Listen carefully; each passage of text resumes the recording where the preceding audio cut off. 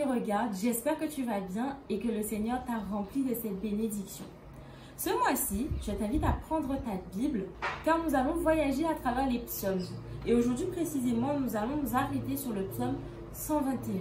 Psaume écrit par David dans un contexte où il était en exil suite au complot machiavélique qu'a mené le roi Saül contre lui. En fait, le roi Saül, pour replacer un peu les choses de son contexte, le roi Saül aimait beaucoup David et toutes les missions qu'il lui confiait s'avéraient être un succès, des réussites, voire des exploits. Et le peuple aimait beaucoup David. C'était un homme bon, vertueux, rempli de sagesse. Il était bien vu de tout le monde, voire beaucoup plus que le roi Saül. Cependant, une jalousie naquit dans le cœur du roi Saül due à cette popularité de David et également parce que Dieu l'avait choisi pour un jour être à la tête du pays. Il commença à comploter un espèce de plan afin de pouvoir tuer David. David était en paix avec lui-même, en paix auprès de Dieu et Dieu le protégeait. C'était un homme de Dieu. Cependant, il fut injustement accusé et lorsqu'il comprit que la confrontation physique, que la guerre, que les paroles blessantes attisaient la colère, la rage et la haine, il opta pour la paix.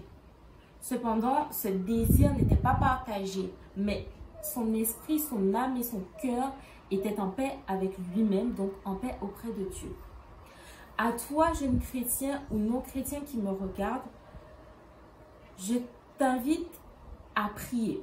Et si jamais aujourd'hui tu es dans une situation où tu dois faire face à quelqu'un qui ne t'aime pas, à quelqu'un qui raconte des fausses rumeurs sur toi, si tu dois faire face à l'adversité, si tu te sens rejeté, n'aie crainte parce que le Seigneur est avec toi. N'oublie pas qu'il peut t'aider, n'oublie pas qu'il est juste à côté de toi. Ne laisse pas la colère et la rage s'emparer de toi et prendre le devant de tes décisions. Demande à Dieu sa paix et laisse la justice de Dieu s'en charger. Je te laisse avec ce verset biblique que tu pourras graver dans ton cœur et que tu pourras retenir lorsque tu seras dans des situations délicates.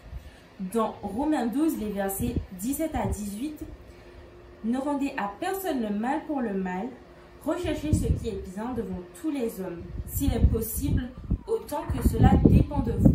Soyez en paix avec tous les hommes. » Sois richement béni.